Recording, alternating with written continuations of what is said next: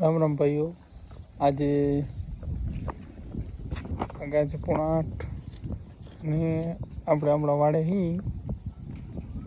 હમણાં વરસાદ વરસી ગયો, સમજી લો વાવણી જેવો વરસાદ આવી ગયો કમ્પ્લીટ.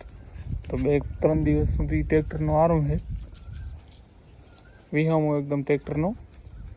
તો તમને બતાવું આપણા ગાયું બધી અલગ અલગ. જો ધોરી વાછડી,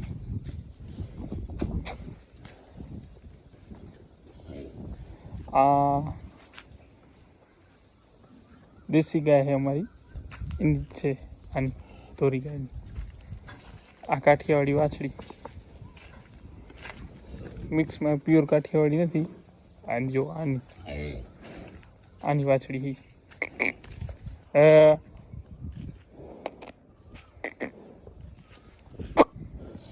અમારી કાઠિયાવાડી ગાય. આનો આપણે બ્લોગ નાખેલો હોય, આજેથી વાછડીનો જન્મ થયો ને આનો, આ વાછડીનો, ત્યારે આપણે બ્લોગમાં ગાયને લીધેલી. પેલો વેતર વિયાણી અમારા ઘરે આર્યા ગાય. પછી જો આ છે અમારી ધોરી ગાય. આ ધોરી ગાય અમારા કને આવી અને વિયાણી, એટલે એની આ વાછડી આવી. આ અત્યારે આની ઉંમર કેટલી થઈ હશે હવે એ તો મને પાકો ખ્યાલ નથી. નનકો ભાઈ બધો હારંપાર કરે એના કારણે. અને આ રોટાવેટરમાં કેમ બાંધી એ તમને પછી કહું. પહેલે આ વાછડી આવી, પછી આના પાછળ વિયાણીને ત્યારે વાછડી આવી હતી. પણ એ લંપી રોગ આવ્યો ને એમાં બચારી જાતી રહી લંપી રોગમાં.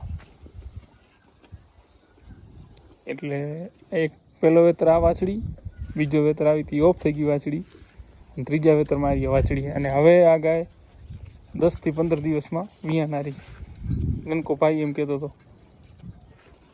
જોઈ લો.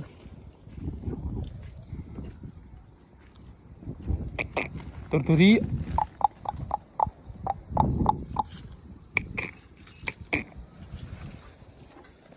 એકદમ હોંચી ગયા છે. સિંગડા જોઈને તો એમ જ લાગે કે આમ મારી લેશે, પણ હોંચી મસ્ત.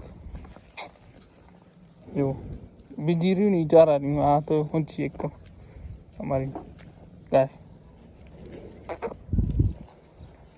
આ જો નનકાભાઈને શોખ એના લીધે આ લગાડેલા છે. આ તો આપણે ફ્રી હતા તો મેં તો આજ ગાયનો બ્લોગ બનાવી લઈ. ગાયના બ્લોગમાં વ્યૂ સારા આવે. આપણે એકવાર ગાય વિયાણીનો બ્લોગ નાખ્યો તો મસ્ત વ્યૂ આવ્યા હતા, મજા આવી હતી બધાને જોવામાં. પછી આ છે ત્રીજા વેતરની આ વાછડી. આ ગાયની 3 વેતર વાછડી આવી અમારા કને. પછી આ આપણે ગાય હમણાં નવી લીધી, આર્યા કાઠિયાવાડી. જો આ તો ખરાબ છે, એટલે એવું નથી.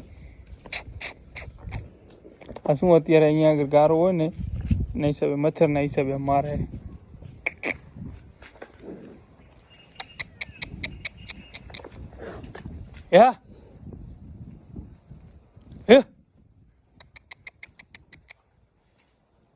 ખરાબ હે ભાઈ.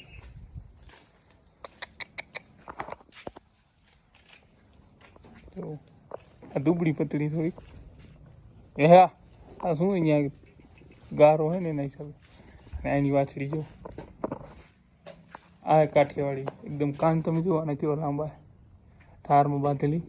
આ જો અહીંયા આગળ આપણી ગાય કાયદેસર ગમાણમાં બાંધેલી હોય, આ ઢાર છે. પણ આ ઢારમાં અત્યારે શું હોય, મચ્છરના એના કારણે બારે બાંધેલી અલગ અલગ. જો પૂંછડા અત્યારે એક ગાયના ઊભા નહીં રહેતા હોય, પૂંછડા ડગમગ ચાલુ જ રહેતા હશે.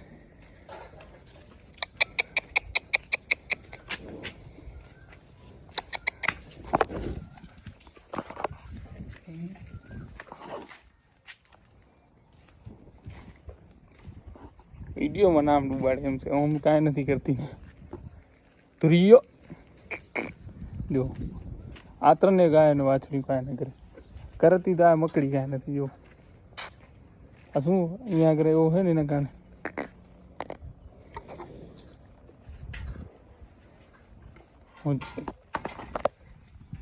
આપણી મકડી છે. હજી એક ગાય છે એ વાડામાં હું રહી ગઈ, વાડામાં પૂરા છે.